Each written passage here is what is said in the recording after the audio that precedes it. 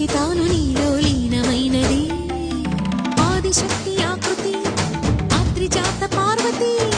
తానువైన ప్రాణధవుని చెంతకు చేరుతున్నది